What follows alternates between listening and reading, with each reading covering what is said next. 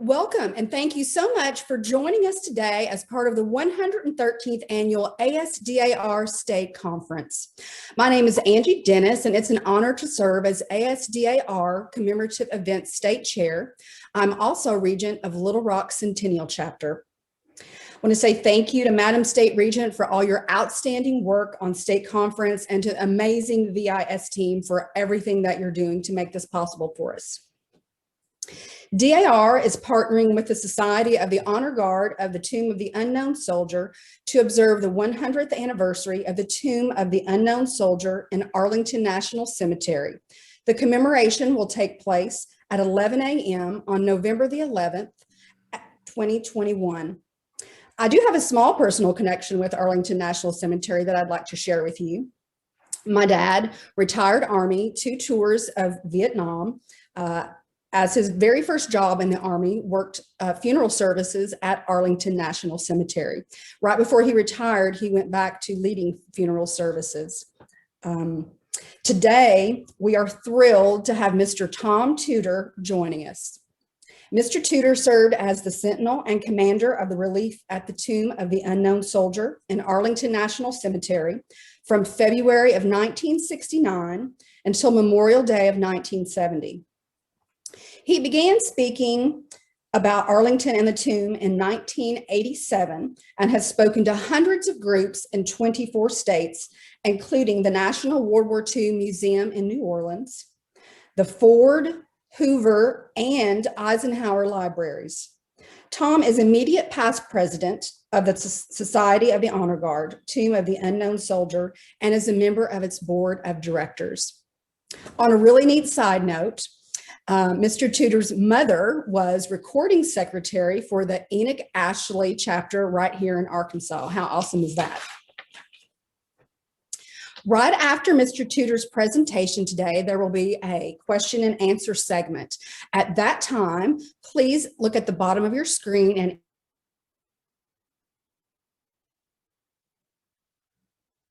it's an honor to introduce Mr. Tom Tudor. Thank you.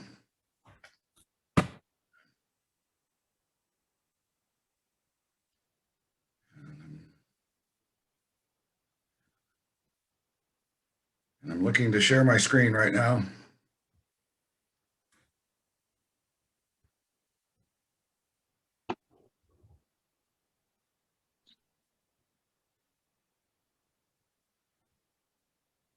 Mr. Tudor, do you see it at the bottom? No, I do not. You might have to hit escape in order for it to minimize a little bit so that you can. Okay.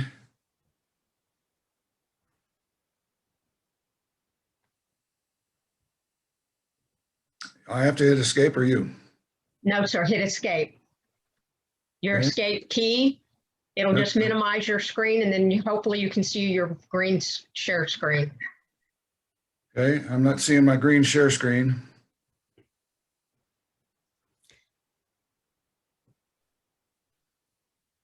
Mr. Tudor, at the bottom of your screen, hover over the bottom, hover your cursor over, and you may be able to see where it says share screen at the very, very bottom. Okay. I'm not seeing it. I'm between stop video and more. And then I'm at the corner. Here, let me maximize this. Okay. Okay, I got share screen now. Yes, sir. Okay, here we go.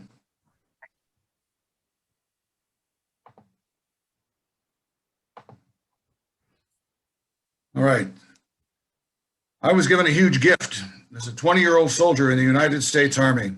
Mr. Tudor, Yes. I'm sorry, we still don't see, it's not sharing. Okay.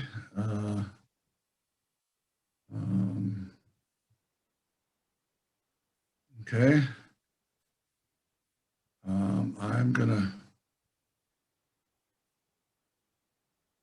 Okay. Screen. Share. Okay, I got to hit that one over there. Perfect. Now it's starting to come up. Okay, start your slideshow. From beginning and we'll get going. Yes, sir. And there All we right. are. All right. When I was a 20-year-old soldier in the United States Army, I was given a huge gift, a huge and amazing gift, when I volunteered for and was selected to serve as sentinel and then as commander of the relief at the Tomb of the Unknown Soldier in Arlington National Cemetery. I got to be one of these guys, and that is I. This photograph was taken on the 15th of June of 1969. And that day was important. They called a battalion photographer out to take my photo because it was the 4th month anniversary of my first ever walk on the mat at the Tomb of the Unknown Soldier. It was the first day that I got to wear this badge on my right breast pocket. This is called the Tomb Guard Identification Badge. It is a little bit larger than a silver dollar and about the same weight. And it has been awarded to 688 individuals since 1958. That makes it one of the very least awarded badges in the US military. For years, it was the second least awarded badge next to the astronaut's badge. So, the Society of the Honor Guard, Tomb of the Unknown Soldier, which was mentioned earlier, is a society, a 501c3 nonprofit society that consists primarily of individuals who hold this badge. And this badge is unique in the US military in that it is the only badge that can be revoked for as long as the owner lives. If I do anything that brings dishonor or disrespect upon the Army, the 3rd Infantry Regiment, or the Tomb of the Unknown Soldier, this can be taken away from me for as long as I live. I'm 73 now, and I do not anticipate doing anything dumb enough to have it taken away from me. But in the society, we have a motto, just like the Boy Scout motto is be prepared. Our motto is soldiers never die until they are forgotten. Tomb guards never forget. We also have something else we hold very dear, and it's called the Sentinel's Creed, and it goes like this. And I'll come back to it at the end. My dedication to this sacred duty is total and wholehearted. Fully bestowed on me, never will I falter. And with dignity and perseverance, my standard will remain perfection. Through the years of diligence and praise and the discomfort of the elements, I will walk my tour in humble reverence to the best of my ability. It is he who commands the respect I protect, his bravery that made us so proud, surrounded by well-meaning crowds by day, alone in the thoughtful peace of night. This soldier will in honor and glory rest under my eternal vigilance. And we take that to heart.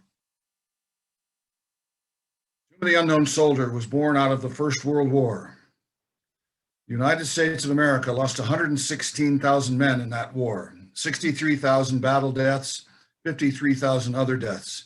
And that all happened within a short period of time, from April of 1917 until the signing of the armistice, November 11th of 1921. On the 2nd anniversary of the signing of the armistice, on November 11th, 1920, the British interred an unknown soldier at Westminster Abbey.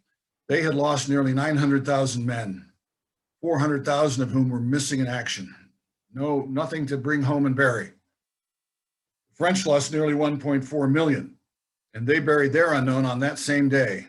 November 11th, 1920, they buried their unknown soldier beneath the Arc de Triomphe in Paris.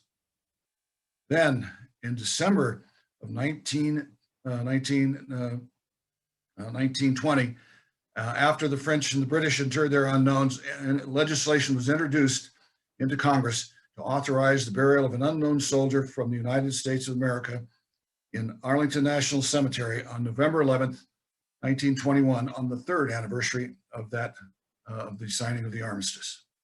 So, October 24th, 1924, this photograph was taken.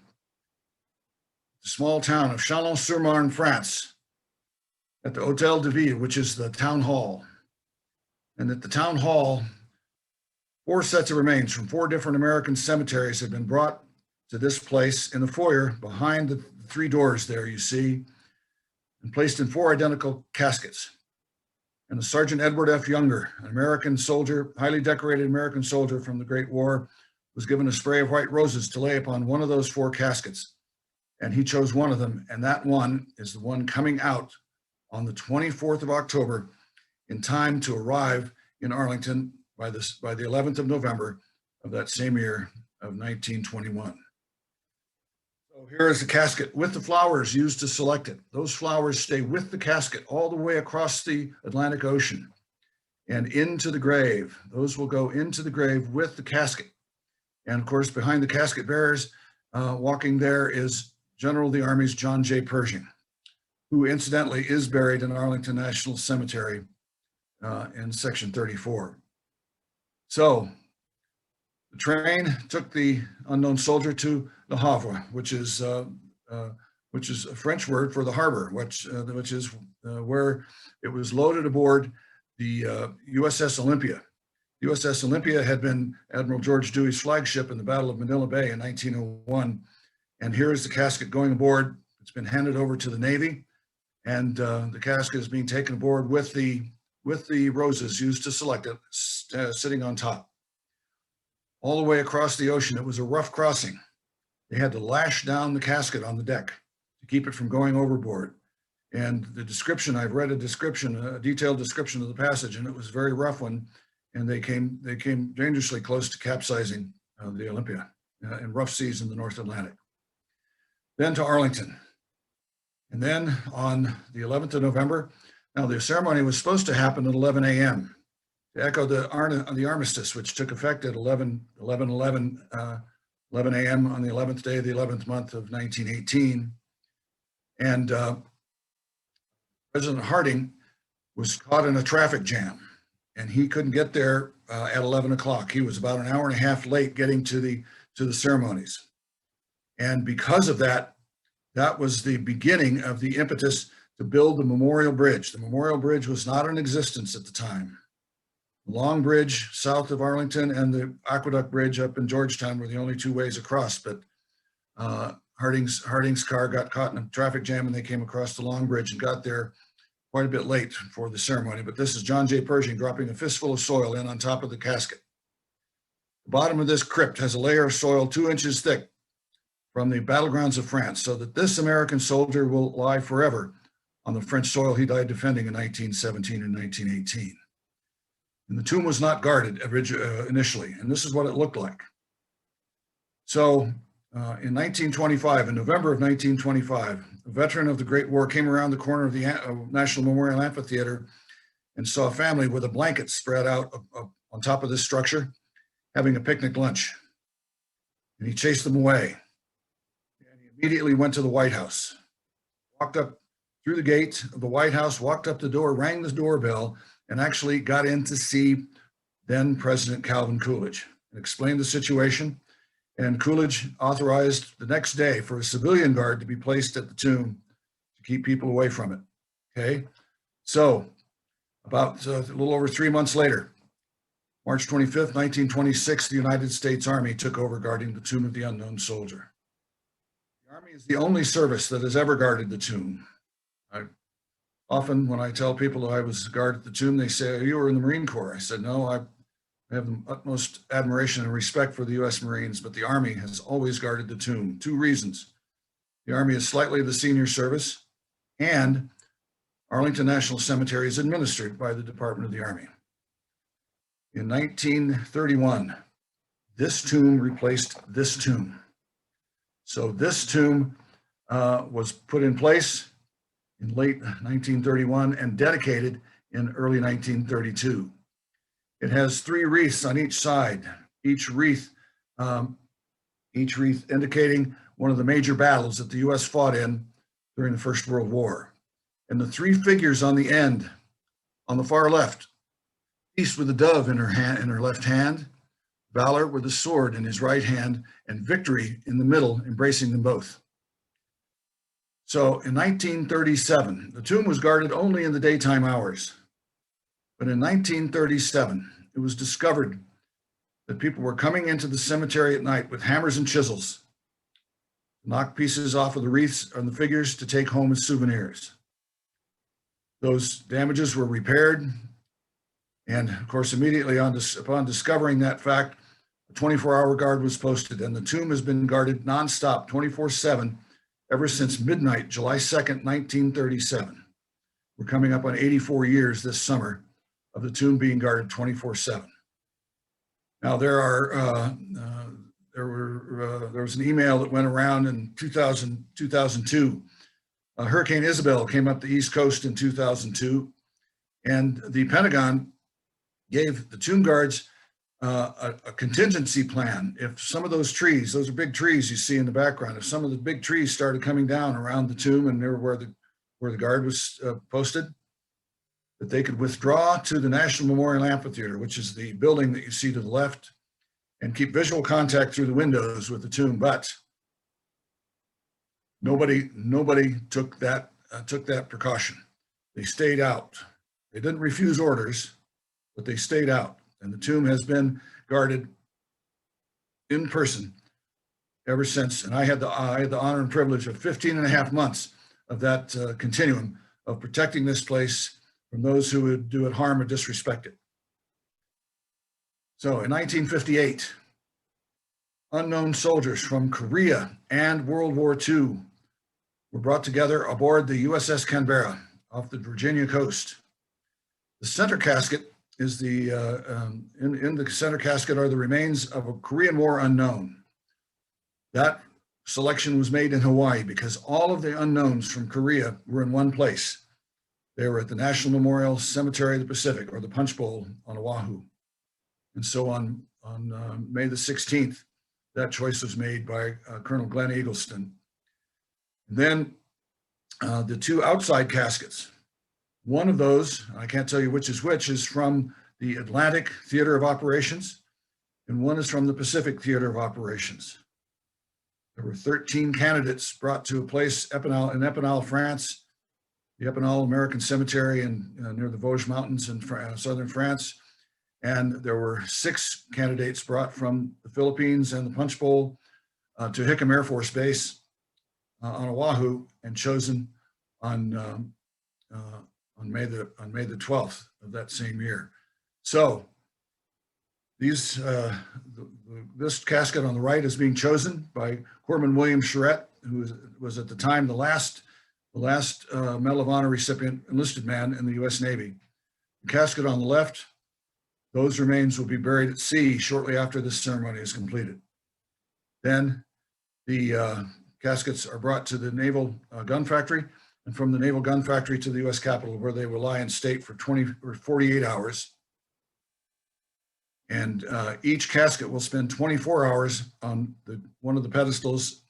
I can't tell you which is which. That is the Lincoln pedestal, the one that Lincoln and all subsequent presidents have lain in state on the U.S. Capitol. So after that time was up, they were brought on a very, very hot day, May 30th. That's of course when May 30th was always Memorial Day up until 1971. They were brought to Arlington. And I speak to a lot of school groups. I ask a lot of 8th graders who this is, and they have no clue. President Dwight D. Eisenhower is giving medals of honor to the 2 unknown soldiers before they are taken around to the front of the building, where they are being prepared. The flag folding is just about to take place, and they are being prepared to be lowered into the plaza, into the ground, where they will continue to be guarded along with the World War I unknown. The dark suited figure right behind the left casket is then Vice President Richard Nixon, acting as next of kin to the Korean War unknown. And then the dark suit rear and to the right is President Eisenhower, fittingly acting as next of kin to the World War II unknown. And of course, you can see all the wreaths already in place down below the tomb. May 28th, 1984, President Ronald Reagan presiding at the far left of the picture over the interment of remains that were said to be unknown from the Vietnam War. On May 11th, 1972, First Lieutenant Michael Joseph Blassie, 1970 graduate of the U.S. Air Force Academy, who was flying low and slow in an A-37 Dragonfly over An Loc, Vietnam in ground support, was hit by ground fire. His wingman said he saw tracer bullets coming up from the ground and go through Blassie's plane. Blassie's plane started to roll over, trailing fuel. There was no distress call, no mayday, and no parachute. So he was, his wingman says he thought that Blassie himself had been hit by the ground fire. and he rolled over and exploded in a fireball. About 6 months later, the crew got to that crash site on the ground. They found wreckage consistent with an A-37 Dragonfly. They found 4 ribs, a humerus bone, and part of a pelvis. And they found, among other artifacts, a wallet with Michael Joseph Blassie's picture ID in it and money. And somewhere in the chain of possession of those artifacts, the wallet with the ID disappeared. And with it, that was, of course, the best possible link to his identification was that ID card that was in his wallet, but it disappeared. In the 1990s, late 1990s, a reporter from CBS News named Vince Gonzalez and a POW MIA advocate named Ted Sampley convinced the Blassie family that their son was in the unknown soldier's grave in Arlington. And they prevailed upon the Department of Defense to disinter and DNA test. Of course, DNA testing in 1984 took leaps and bounds in the next 14 years. And by 1998, they were able to identify from those bones Michael Joseph Blassie. And on the 28th of June of 1998, positive ID was confirmed that those were indeed the remains of Michael Joseph Blassie. Those remains were taken out and removed to the Jefferson Barracks National Cemetery near St. Louis, Missouri, where Blassie was reinterred. Of course, he was highly decorated, Silver Star, DFC, Distinguished Flying Cross, Purple Heart, Air Medal with 4 oak clusters. Killed in action, unknown soldier, May 28, 84, May 14, 1998. And there's Michael. So that crypt is empty, and it will remain so, because when I went in, we gave fingerprints, and they x-rayed our teeth so they could identify us by our teeth or our fingerprints. But now everybody gets swabbed for DNA. So anybody who is, they recover a part of an individual, they can match it up. They can tell, they can determine who it is. So this photograph was taken while I was in basic combat training in the summer of 1968. And I had been drafted in June the 10th. And like anybody who had some college, I'd had 2 years of college at the University of Iowa. Like anybody who'd had some college or had a college degree, they sent us to infantry school. Why would they send college guys to infantry? So that they might think about volunteering for officer candidate school. And so I went to Fort Ord, California. And at Fort Ord, California, the second week I was there was a meeting announced after supper. Anybody between the heights of 5'10" and 6'2" wanted to volunteer for the Old Guard, the ceremonial unit, 3rd U.S. Infantry Regiment.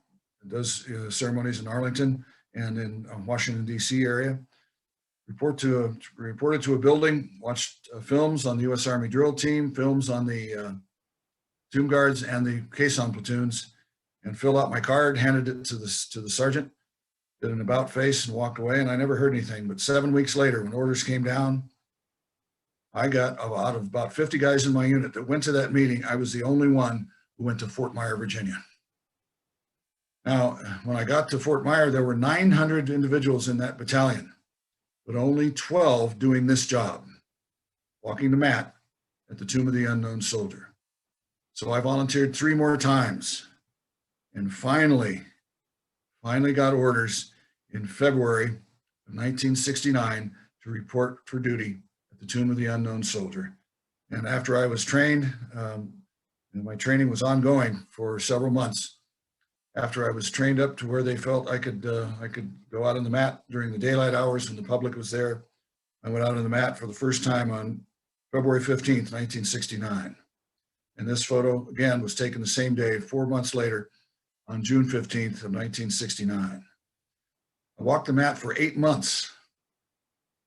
And after walking the mat for 8 months, I became commander of the 2nd Relief. And here I am as commander of the Relief. If you'll notice, there are 3 stripes on my sleeves.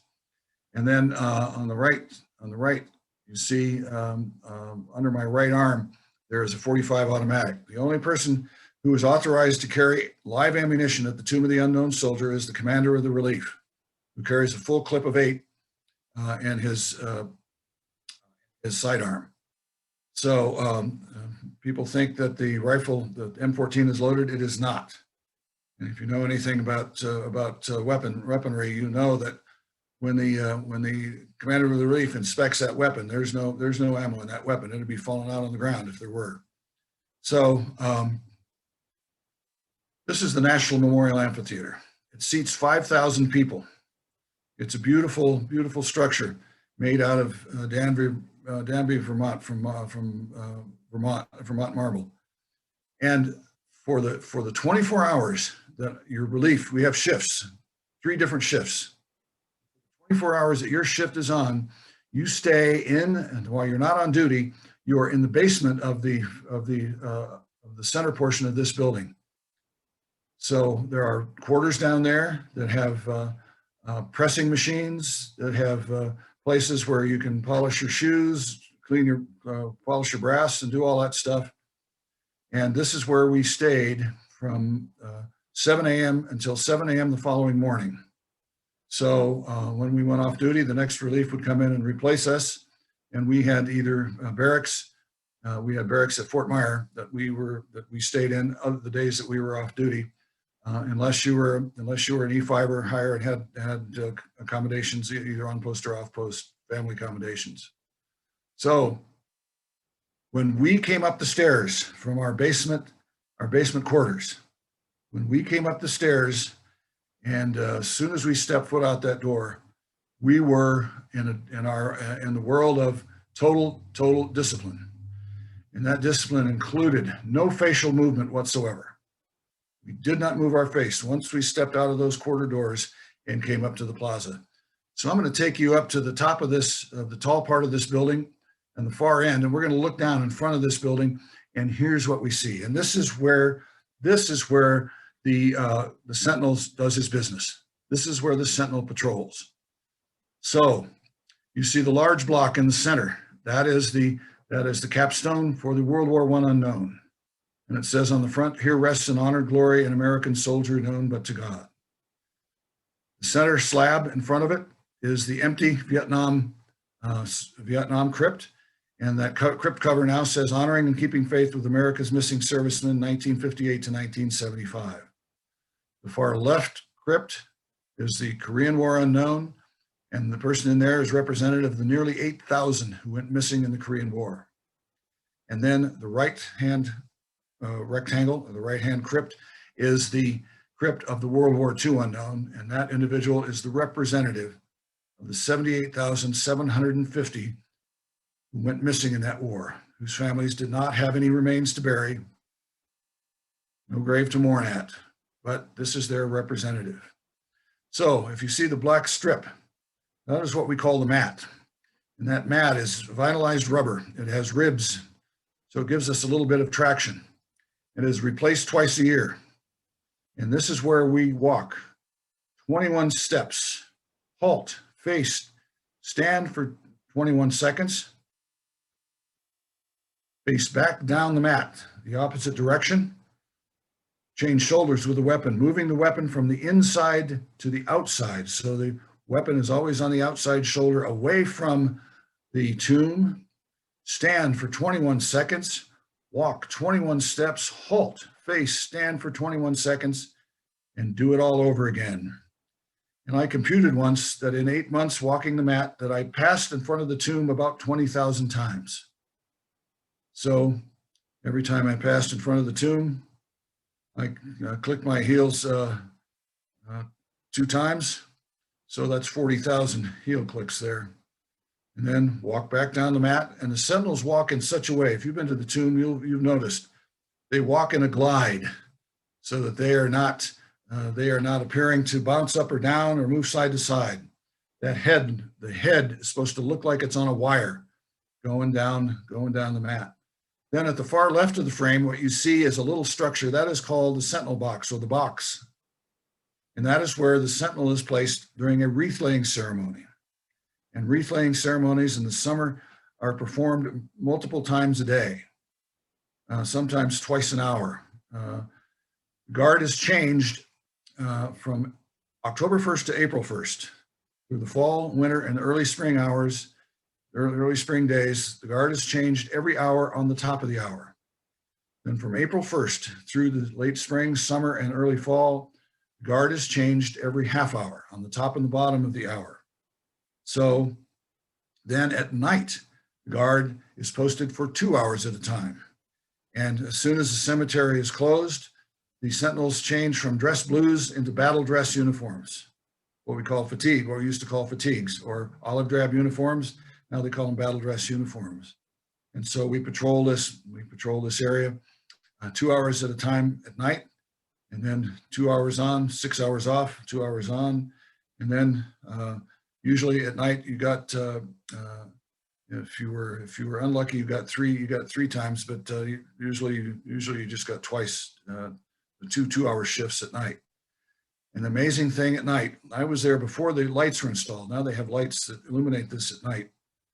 I was there before the lights were installed, and the amazing thing was to be out there under a full moon in the middle of the night, under a full moon, and to see all the gravestones. Of course, if you've been to Arlington, you know there are 400,000 buried there. See all the white grave markers out in the distance, and to be alone with these three individuals who gave not only their lives but their identities is an awesome feeling. I cannot put it to words. But we did not move our faces. We did not express any sort of discomfort or anything. And in my day, the chains or the barriers went right around the end of the mat, so that people could stand close enough to you, almost close enough to touch you. Nowadays, everybody's back about 25 to 30 feet. So you can't get close to the sentinel while he's walking up and down the mat. In my day, people could get really close. And people would come up and do stupid stuff, try to make you laugh, and you just ignored them. You hated them because they were up to no good. But what could challenge you was the unexpected. One day I had just walked from the right end to the left end, halted and faced, and I heard bzzz, the largest bumblebee I'd ever seen in my young life landed on the tip of my nose. I could feel his hind legs inside my nostrils. He sat there for about 10 seconds, 10 very long seconds before he flew off. There was a crowd assembled at the end of the mat because people could get very close to you. And there was an audible gasp from the crowd when he flew off. About 2 weeks before I became relief commander, down at the far right end, off the mat where you can't see over there, is where the sentinels inspected. And I was standing there at parade rest, and I saw something coming at me on the ground. And I realized it was a baby squirrel. That little baby squirrel jumped up on the toe of my right shoe. Then he proceeded to climb my leg inside my pants. He got a little bit above my knee before he decided that wasn't a very cool place to be. And he finally decided to leave. And boy, was I relieved when he left. That was an experience in self-control. To not do anything while a little critter with sharp claws. And if you think little kittens have sharp claws, baby squirrels have awfully sharp claws. I'm going to show you one last story. And this story I've heard versions of it from all the time up until the 80s, when they moved the chains back and nobody could get close to the sentinel. But I've heard this story repeated in various versions. This one comes from 1965, 20 years after the end of the Second World War. One of our guys had just walked to the right end, and now we have 5 females now who have received the Tomb Guard identification badge, the latest yesterday. Chelsea Porterfield, badge number 688, is the new Sergeant of the Guard, the first female Sergeant of the Guard, got her badge yesterday. But one of our guys walked to the end, to the right, far right end, halted and faced, and he heard weeping and footsteps approaching him from behind. And the footsteps stopped right behind him, right at the chains. And a female voice says to him, "My son disappeared in France in 1944. This is the only place that I have. God bless you, son, and thank you." And the footsteps went away. He never saw her. That soldier knew full well in his heart the full depth and breadth of meaning of this place. this is a place where people go who have no other place to go because their loved ones did not come back, were MIA and presumed KIA, killed in action. So this place is special to all Americans, but very special to a small group of Americans whose loved ones disappeared in war. Now, this is our whole crew. Gentleman in the center is Sergeant First Class Joe Dees. He was Sergeant of the Guard when I was there. And then this is everybody. This is all the sentinels at the time. This is my crew. I'm in the center, and you see where the badge is worn. The guy next to me to my right, is not wearing a badge because he hasn't walked long enough to qualify to wear the badge, but we were all badge holders. We were all 6'2 3/4", plus or minus an eighth of an inch, as you can see by following the line and the architecture. We were all the same height. We all weighed 175 pounds, plus or minus 3 pounds. We all had 30-inch or smaller waists. Those days are long gone. But we were all matched up. We were cookie cutters.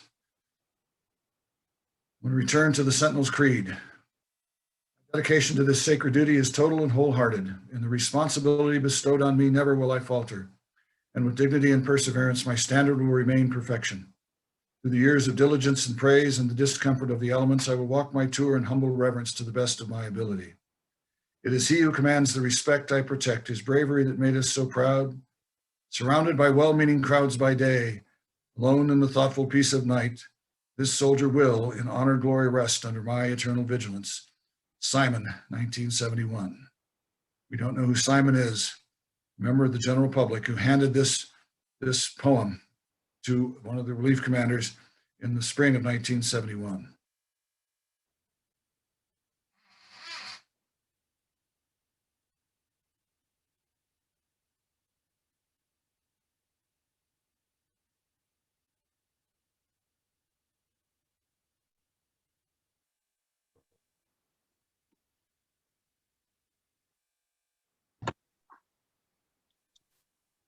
We'll And- open up for questions. If folks have some questions, we'll put those in the chat box below and we'll let Angie moderate that.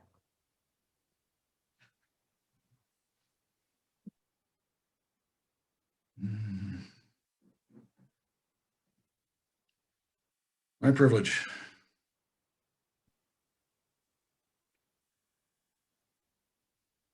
Chat box or in the Q&A section. I will start reading those right now.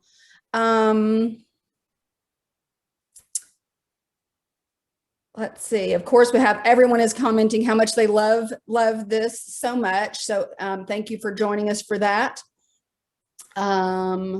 Questions. I think I saw one while ago. That was a question about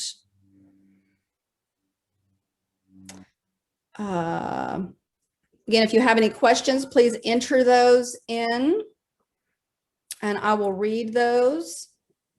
If you have any questions.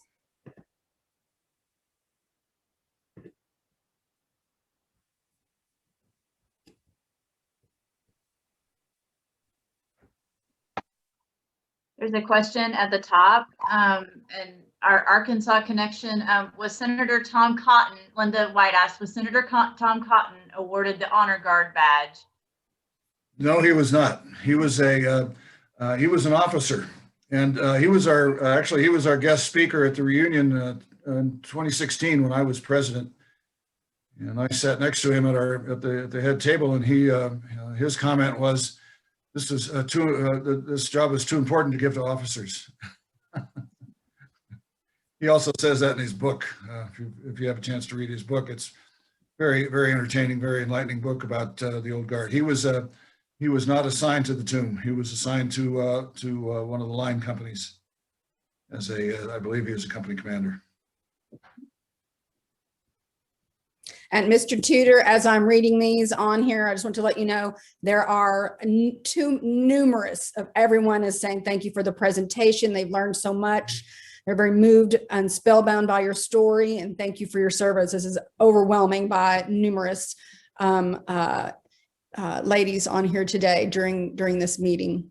If you have any specific questions, let's see.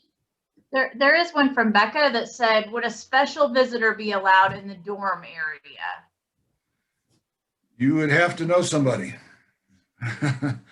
And that would be, they try not to give too many tours of the Tomb Guard quarters, because the business is going on. I mean, that's a busy place. Guys are shining shoes, getting ready, getting their uniforms ready for the next walk.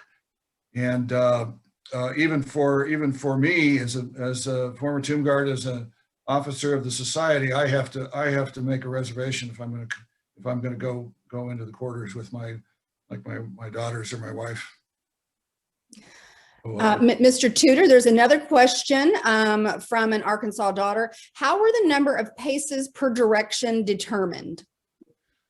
21 gun salute evolved over several hundred years in naval protocol as the way to render full military honors.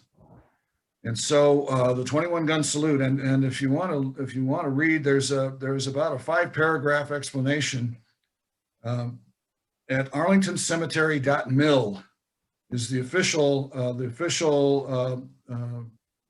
website of Arlington National Cemetery. And if you go to that website and you search for 21 gun salute, you will find that explanation. And it's fairly fairly involved, but it has absolutely nothing to do with the numbers 1776 adding up to 21. That is a sort of a capricious coincidence, but it has everything to do with naval protocol. And in the 1870s, the U.S. and Great Britain settled on 21 for full military honors for their militaries as a gun salute when a head of state visits, and they get a 21 gun salute, or the burial of a president is of course occasion for a 21 gun salute. Mr. Tudor, Paula Sargent has a question. Do you ever see any men that you served with in this duty? We have reunions every even numbered year around Veterans Day weekend, if we can get a weekend around Veterans Day. And this year will be very special. We imagine this reunion will set attendance records. So yes, I see gentlemen. There are some I have lost contact with, but there are 2 guys that I see routinely that I serve with on my relief, and then I see gentlemen from other reliefs as well. But from my relief, the guys that were with you on your 24 on and 48 off routine, and those are special friendships. We have another question from Doris Compton. How long does the guard take to prepare his uniform? On an average day, you would if you were coming back, you would get your uniform pretty much ready the night on your last shift before you went on break to be off duty, and in between walks. In my days, we had 4 sentinels that rotated. So you'd walk for an hour and you'd be off for 3. And those 3 hours that you were not on duty, you spent on your uniform. You spent getting your uniform ready. It wasn't maybe you might grab a bite because we got chow delivered from Honor Guard's kitchen, but that time was almost 100% dedicated to preparing your uniform. So on a typical day, if you walked 3 times, you'd have about 9 hours of prep time. So that would be the best answer I could give you on that. Mary Jean has another question for us. In one of your first slides in France, there were 4 caskets and only 1 was selected to be returned to the U.S. Where were the other 3 taken and interred? Back into the ground at the Meuse-Argonne Cemetery near Romagne, France. And so they were reburied as unknowns. That was the nearest, the closest cemetery to Chalon-sur-Marne's place of selection. Nancy Bartlett has asked, are honor guards posted at our foreign cemeteries? No, the American Battle Monuments Commission is charged with the maintenance of those cemeteries. And as far as I'm aware, there are no guards, no military guards posted at those cemeteries. The only exception might be if there were a cemetery on base at an overseas base. But I can't say that those American Battle Monuments Commission overseas cemeteries are ever guarded. They are maintained. Phyllis Jones has asked, what rules do you have to adhere to? Did you have to adhere to that have lasted for the rest of your life? Well, that is from an email that has circulated since 2004. Never, if you know anything about soldiering, you never tell a soldier you tell a soldier he can't drink on duty and he can't drink for this period of time, but you never, nobody would ever have the temerity to tell a soldier he can't drink the rest of his life. And my best response to that, that fiction, we are held to a higher standard. That's why that badge can be revoked for as long as we live. We are held to a higher standard after our service. But when somebody asks about that, no drinking and all that stuff for as long as you live, my best response is come to one of our reunions.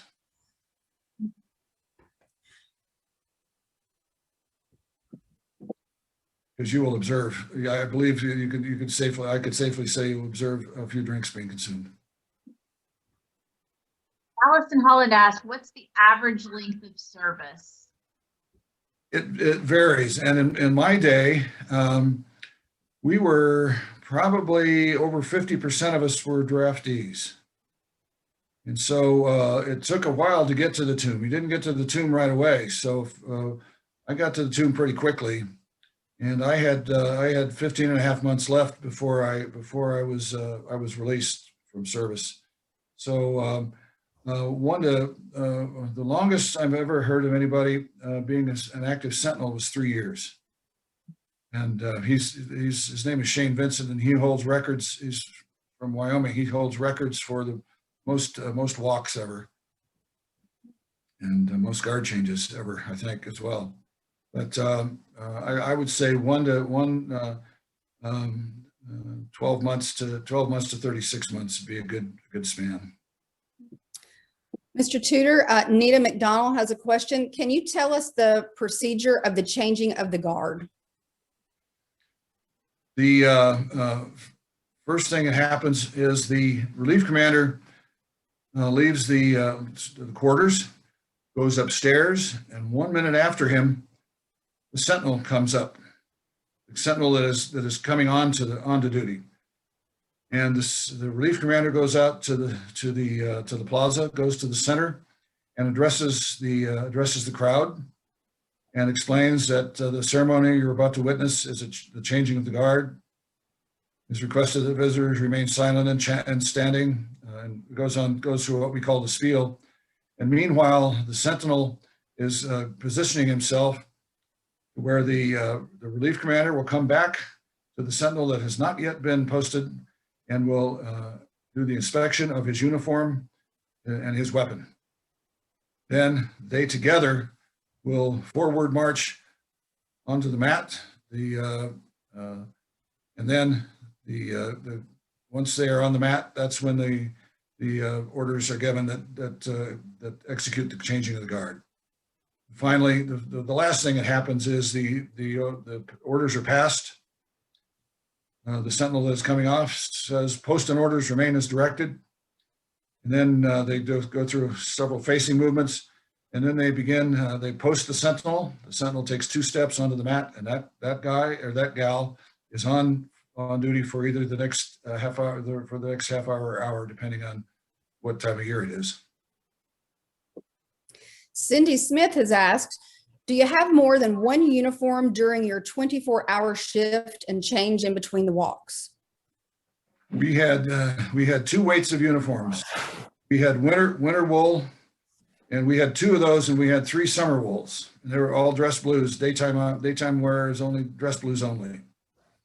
And so when you came off the mat, and after a walk in the summer hours, anytime after about 9 o'clock, you were soaked through. You were soaked through, and you were encrusted with salt. And in my day, I had a student ask me, I bet you went through a lot of Gatorade. My response was Gatorade hadn't been invented when I was at the tomb, but we ate salt, and same idea, electrolytes. And we would basically, our uniforms would be encrusted, and we wore suspenders. We didn't wear belts. We wore belts around our tunics, but we didn't wear belts around our pants. We held our trousers up with suspenders, and those suspenders were usually attracted a lot of the salt. So those things, when at the end of the hour, the brass came off, badges came off, everything came off, and those went in the bin that went to the dry cleaners, and you got a new set. So you had three sets because it would be very extraordinary that anybody would need more than three sets. And that would be summer, April 1st to October 1. Linda White has a question. Do women have to meet the same height and weight requirements? The height requirement when I was there was minimum 6 feet, and 6'3" was the tallest. My relief was all just short of 6'3", and I know that they have accommodated taller individuals than that, but not shorter. But when in 1995, the height standard was for females was set at 5'8". Okay, so I'm not aware of a weight standard for females, and we didn't have a weight standard. We had a waist standard.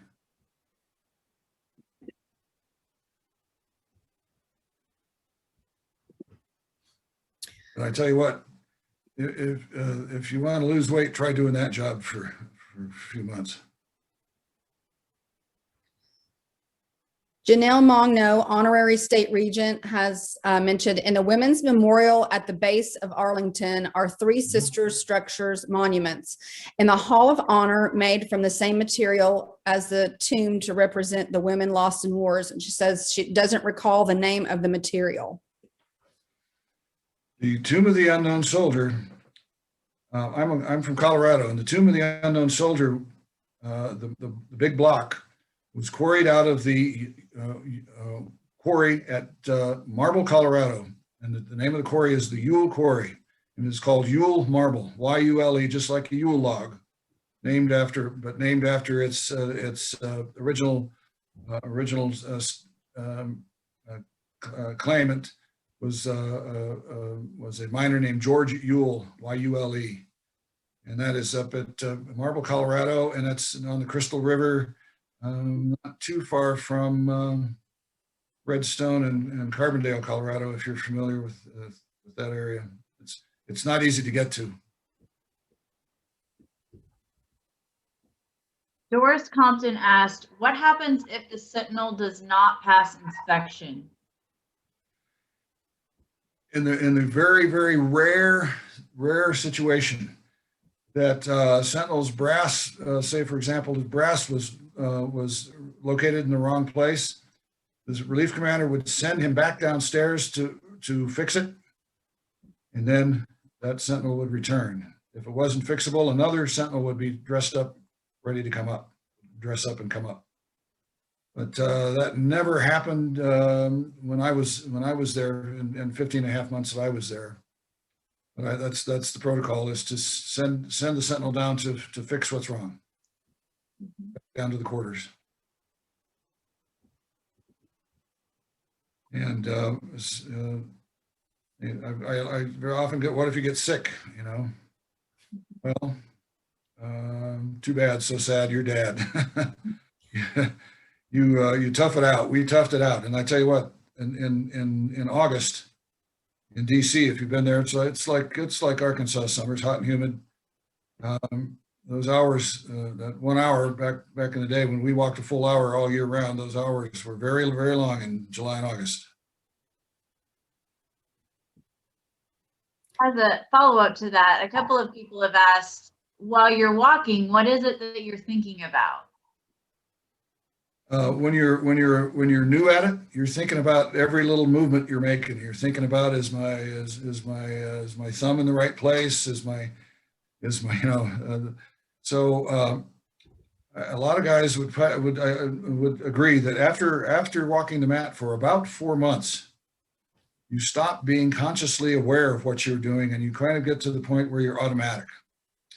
And what I would compare it to would be sort of like almost like a meditation mantra, where your mind is sort of freed up to wander wherever it will.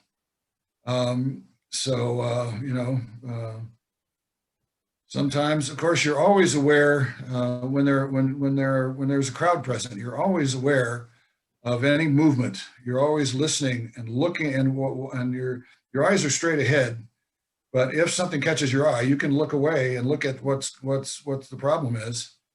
And if somebody comes across the barrier or the chains or the rail, the protocol is to stop, step off the mat, click your heels, face the offender, and say the following: "It is requested that visitors remain on the outside of the chains or behind the barriers. If people are acting up and being obnoxious, we had another warning." And that warning, the verbiage has changed over the years. But in my day, it was as requested that visitors maintain a mature and reverent attitude in the vicinity of the tomb. And that was said facing directly at the offenders. And the peer pressure usually shut them up when you said that. There's always the guy that, somebody drops a water bottle and it rolls across the plaza. But in situations like that, you play it by ear. You kick that bottle so it goes out under the chains or out of the way. Do we have any other questions? There's a question from Karen Womack. Do you know of a site or a source that would be good for children to learn more about the tomb and the guard? I would go to, I think, in the bookstore at the Visitors Center, and I think you can probably access that online. There are some books that are about Arlington or about the tomb that are aimed at a young audience. And so I couldn't give you a title, but I'm sure there is something that could be accessed through through Arlington Cemetery.mil and Visitor Center. I would try the Visitor Center or there may be something out there on Amazon that would be appropriate. I'm not familiar. There are several comments from our members today who have enjoyed your presentation, and they've asked behind the scenes if we recorded it for it to be shared. Our state conference today encompasses the potential for members across 40 DAR chapters, and our VIS team, our technology team, is recording this particular session. So to all those questions that came in asking if there was a recording being made, there is one made, and at a future point we may look at getting that. As far as reading materials, if somebody wants to know kind of the best overall book on Arlington history and general information about the tomb, there's a book called On Hallowed Ground by Robert Poole. And Robert was a guest at our reunion in 2010, and I email him on occasion to see if he can answer questions for me, as well as the Arlington historians are friends of mine. So I can get answers if there's a question I get stuck on. I go to Bob or I go to Tim Frank at the historian's office. And Tom Cotton's book is very good in general about the old guard itself, but not the cemetery itself. The best reference on the cemetery, history of the cemetery, and all that goes on in the cemetery is On Hallowed Ground, Bob Poole's book.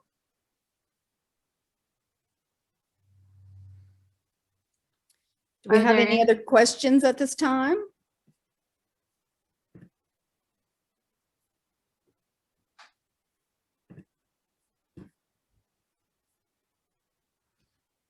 Mr. Tudor, I would like to let you know that our Madam State Regent has sent an honorarium in your name to the Society of the Honor Guard.